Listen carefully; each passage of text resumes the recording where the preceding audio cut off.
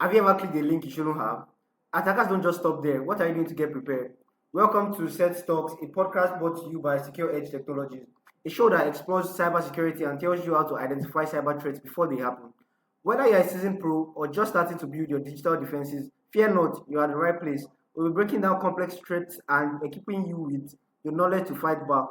Thanks for joining in. I'm your host for today, and I go by the name Oluwakorede Showme, and I'm joined by Odolate Oluwatobiloba and Okorocha Favor.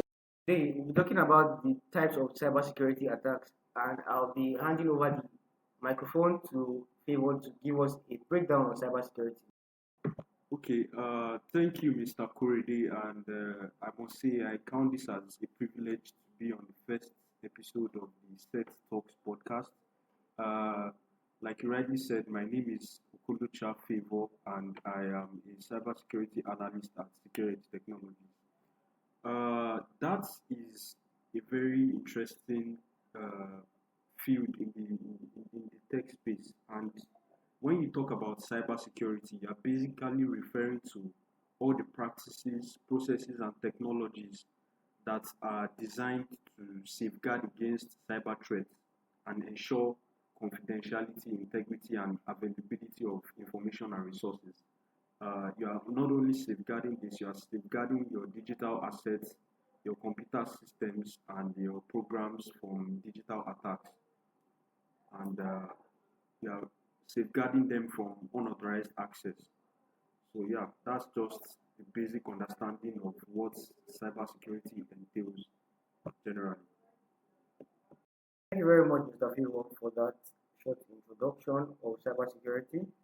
Mr. Toby, please can you list out some types of cybersecurity attacks for us to get familiar with? All right, thank you so much, Mr. Kuridi. Good day to you, everyone. My name is Oluwatobi Odulate, and I am a penetration tester at Secure Edge Technologies.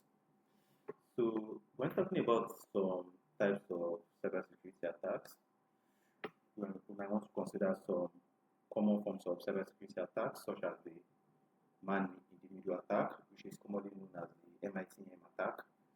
We also have the denial of service attack, which is the DOS attack, and we also have a distributed form of the denial of service attack, which is also known as the DDoS attack.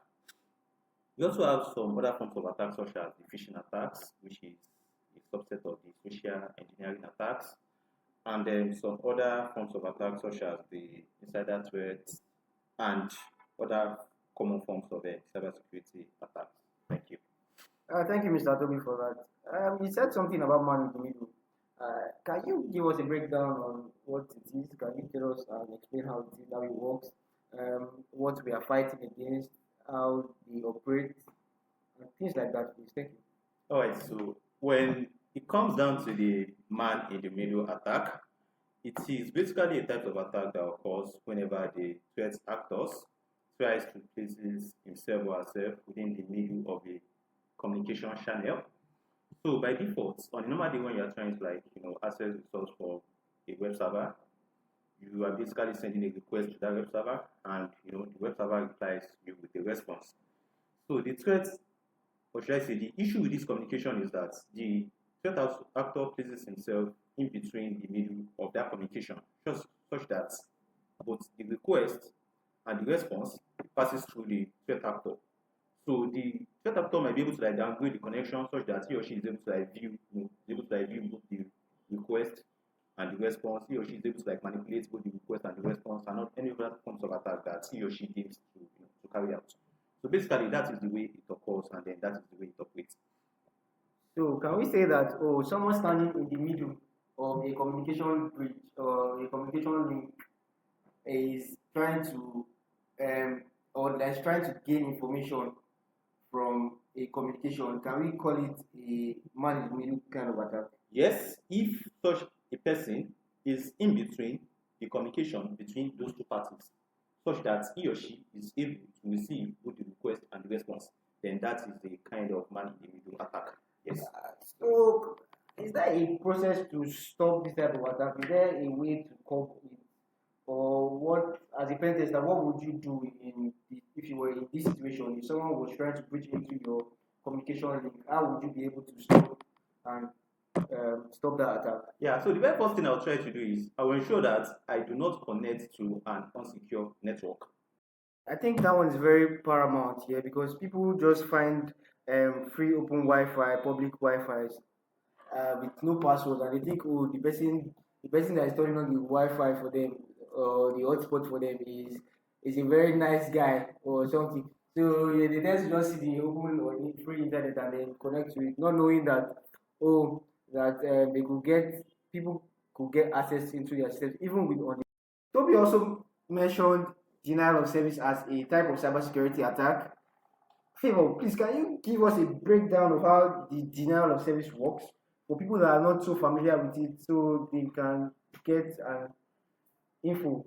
Okay, thank you very much, Mr. Korede. And I would like to say this is a very, very damaging form of cyber attack, and it has caused businesses, financial institutions, and so many companies a lot of damages and losses.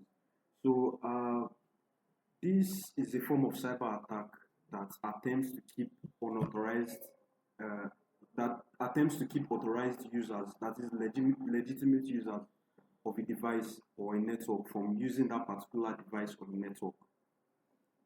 That is, for example, if you have access to a particular device and you use that device to offer services or a network, once you are being faced with a DOS attack, you might not be able to gain access to that device or that network to continue your usual business activity. Now, there are So sorry, are you saying that if an organization is being attacked DOS or still on DOS attack, yes, so are you saying that they wouldn't be able to operate the whole of that day or how long can it go?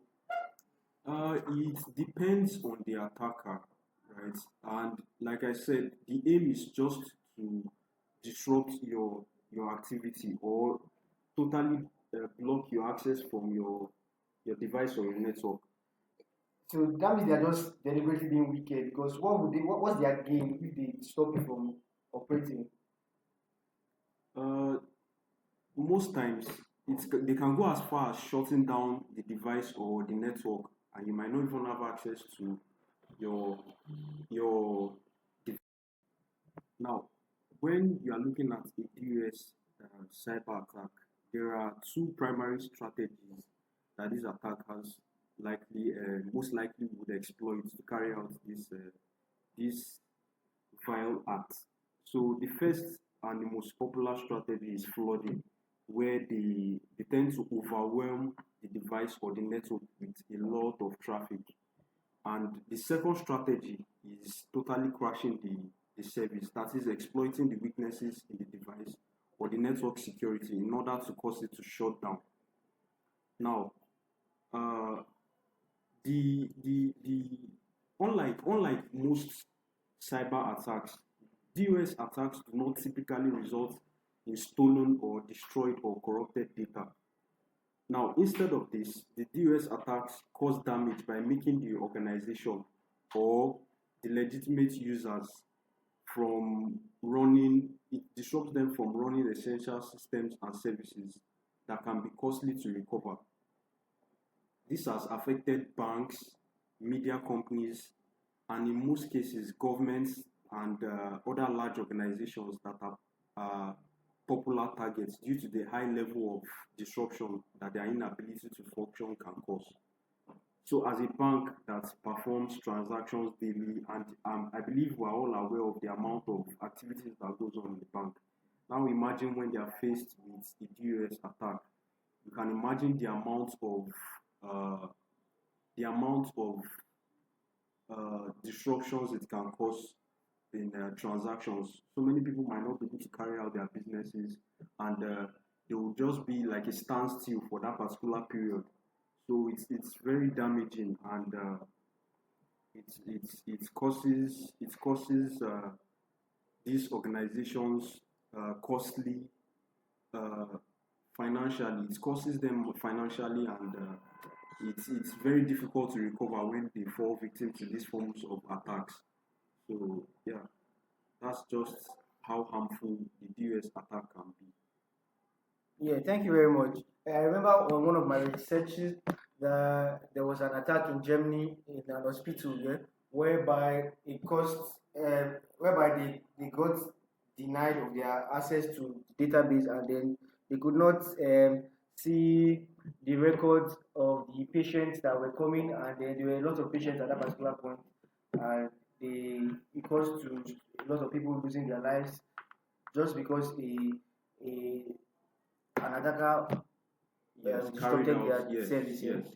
So I know it I to like be I very like brutal. I like the example you give, and once you begin to look into this form of attack, you begin to see the different forms of types of disruptions that it can cause. Give an example of a particular hospital. Now imagine the kind of disruption they will be faced with. Patients that will not be able, the doctors will not be able to access the patient's data and their medical records that can be very damaging and harmful to them. So there's just a lot that these attackers can do and as well undo.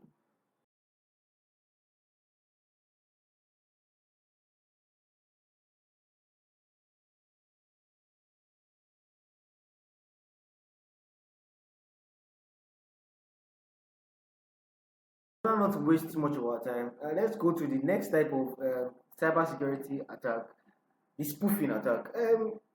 Mr. Toby, can you tell us something about the spoofing attack? All right, thank you.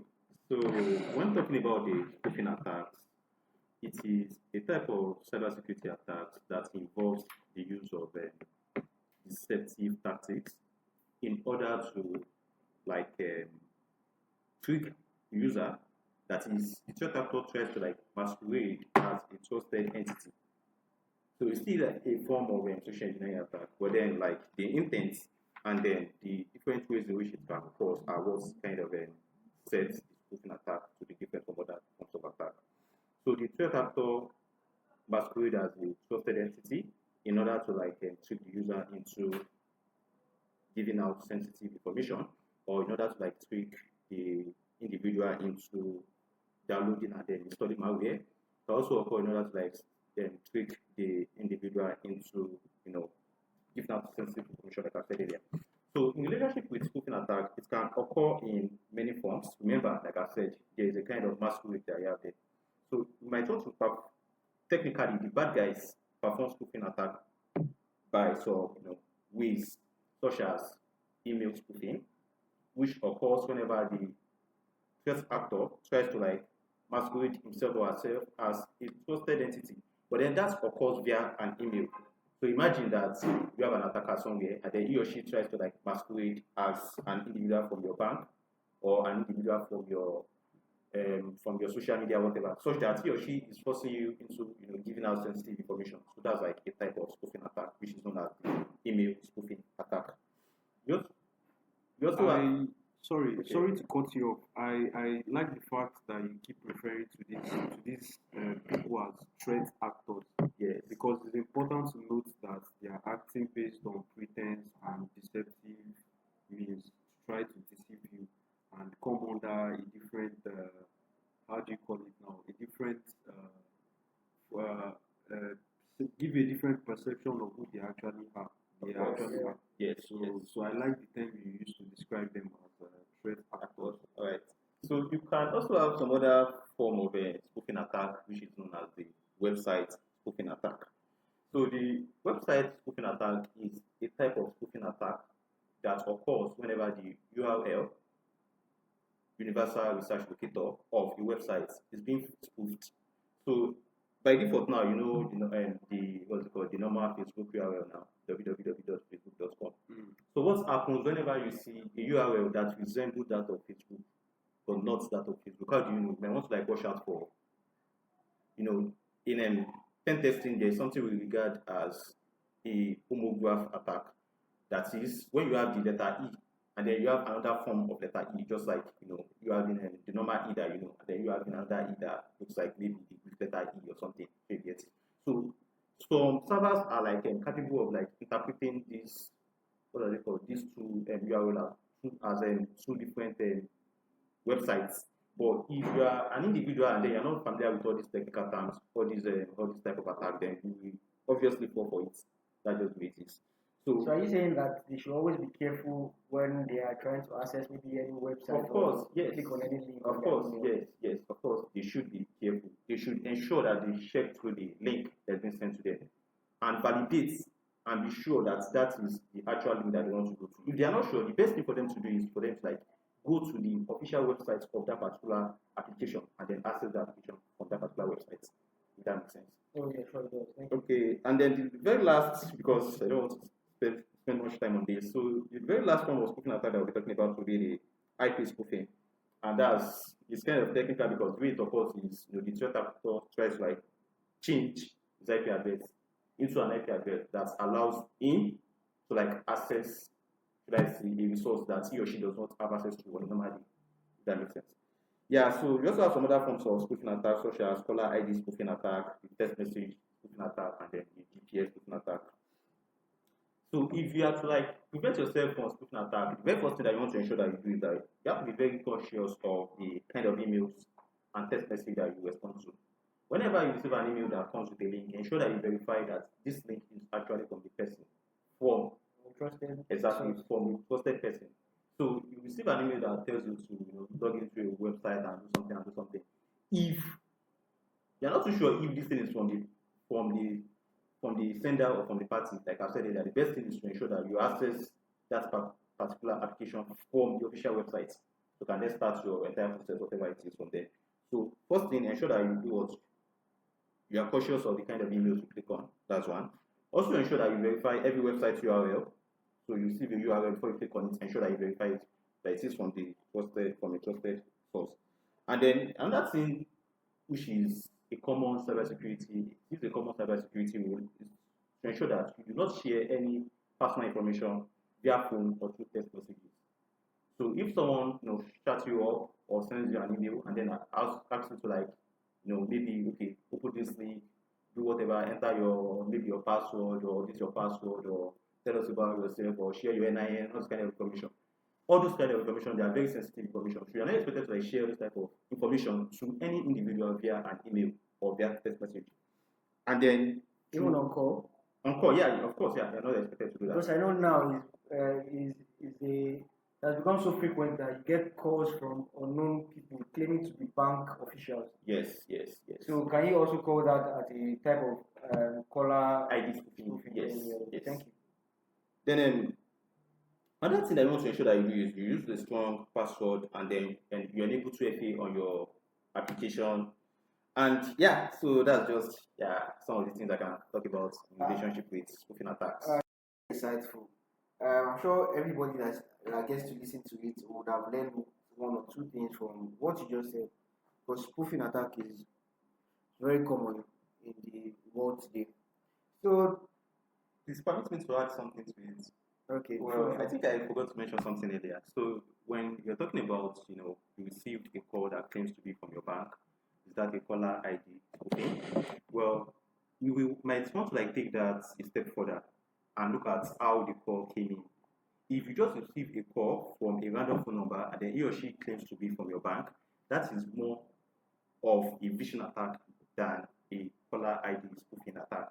Yeah. But then if you receive a call that claims with no phone number and then you're seeing maybe your bank name, let's assume that you're using Access Bank and then you just see something like an Access Bank, just Access Bank as the name, no phone number, and then the person then now claiming to be from your bank or something, then that is more of a caller ID spoofing attack because he or she has been able to like find a way to like manipulate the caller ID of that particular phone number and pretend to be from your bank.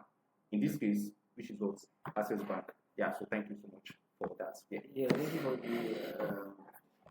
for what you just added up. So let's move forward to the malware / the ransomware because I think they are correlated. So, Favor, can you tell us something about the malware and the ransomware attack? All right. Thank you very much, Mr. Korede. Before I start, I would like to point out that the ransomware you mentioned is actually a type of a malware. And before I continue, I would like to put it out there that the term malware is actually a short form for malicious software. So yeah, that's how the term malware Oh, was. malicious software. Yes. So that's any software that is intended to cause malicious, that is intended for a malicious purpose. So this is a very common.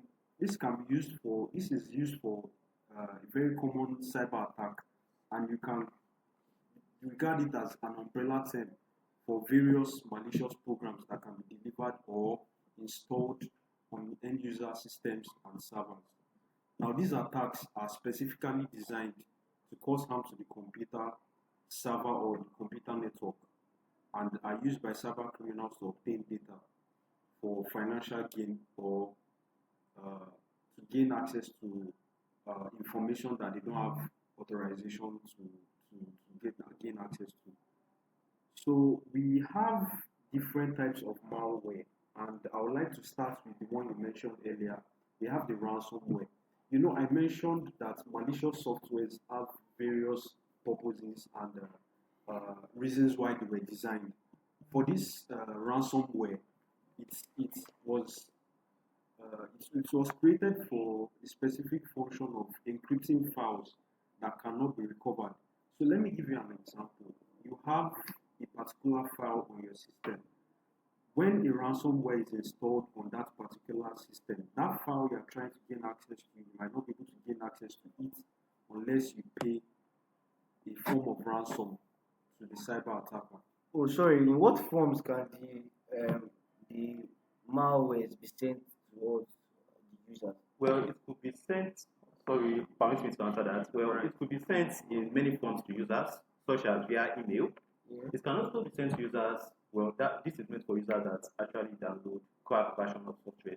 Yes. So whenever you try to install all these cracked version of software, there is a possibility that all the software that you're trying to install has malware embedded in them.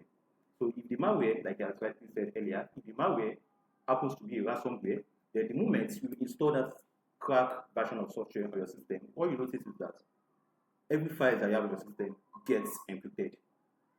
So the only way you'll be able to access files on your system will be for you to pay a ransom.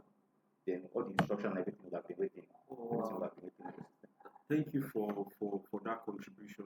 I actually learned a lot from what you just said. So that brings me to my next type of malware.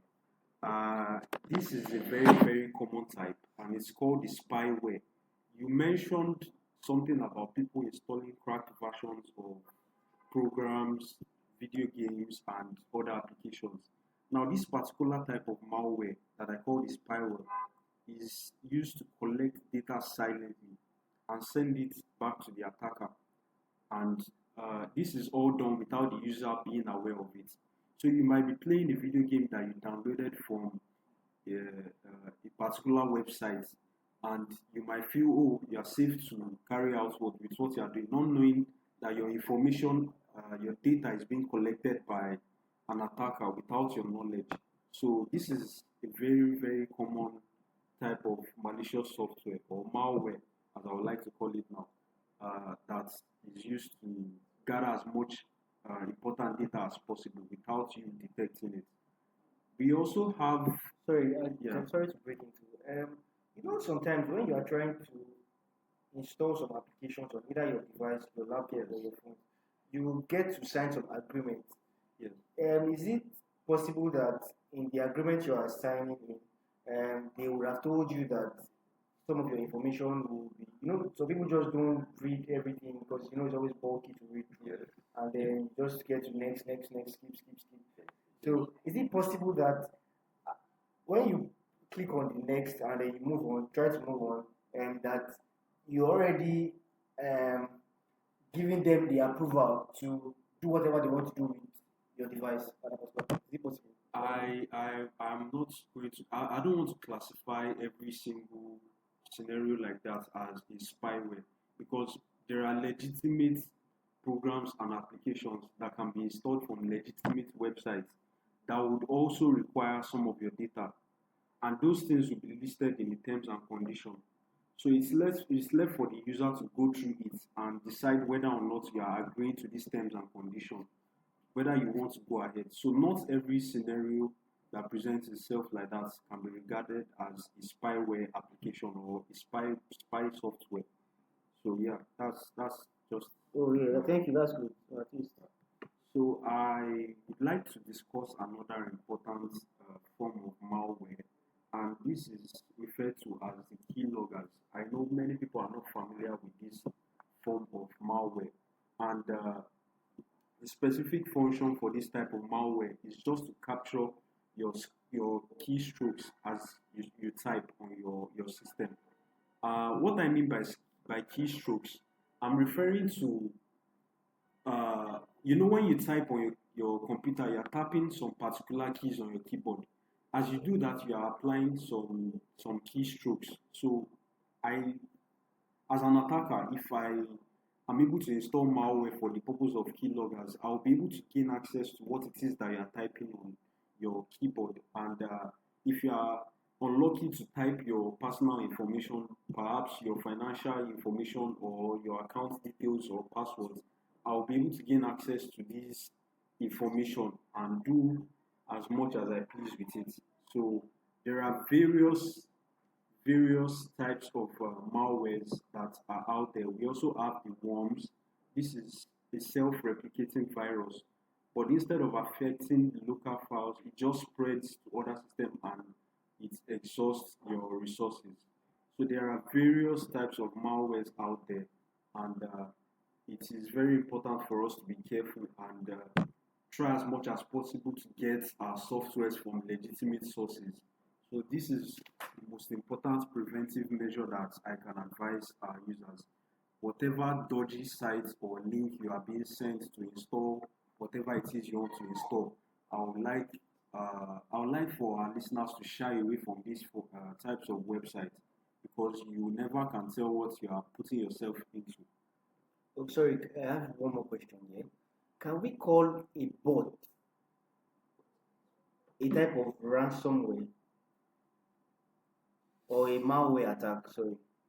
Yes, yes, it can be classified as a form of malware, and if if a computer is if if a computer is infected with this type of malware, it can become part of a botnet that is used to launch a distributed denial of service by sending extensive traffic to the specific host. So yes, you can refer to bots as a type of malware. Yeah. Thank you. Thank you very much for that. We'll be heading to the final type of cybersecurity attack right now, and we'll be talking about phishing. Phishing. Toby, would you tell us something about phishing? Yes, all right. So when you're talking about the phishing attack, it is also one of the common type of cybersecurity attack that we see out there. So a phishing attack is a type of cyber attack that can target individuals via email, text messages, phone calls, and the likes. So a phishing attack is being set up in order to like trick victim into falling for an attacker's um, should I say bad actions. Let's just put it that way. So the threat actor creates an email, creates a message, or even creates a calls to his or target or victims, and then tries to obtain sensitive information from them. So when it comes to phishing attack, it is a type of social engineering attack, and then it deals with manipulation and then deception in order to like make your target, which could be a legitimate user of an application or just normal users, in order to like make them like give out sensitive information about themselves and the likes. So the one that occurs via email. So the threat actor, like I said earlier, he or she could compose an email and then send it to the threat actor, so to the target rather. So when the target receives this email, most times the threat actor is expecting the target to interact with that email.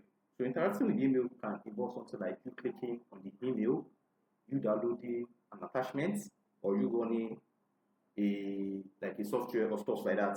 So most times When phishing occurs, it deals with manipulation of legitimate people into giving out sensitive information or into performing an action that they might not have performed on a normal day. Yeah, so that's it. Thank you. Thank you very much for that, Toby. Uh, so now we've come to the end of our podcast for today. Thank you so much for listening to our very first episode of our podcast, and I hope you've been able to take something back because we've been able to go through um, basically the most common types of cybersecurity attacks, from the man in the middle to the denial of service, the spoofing, and the malware, and the phishing. Remember, cybersecurity is an ongoing process. By taking these small steps today, you can significantly improve your online safety. Thank you once again. Meet us same time next week.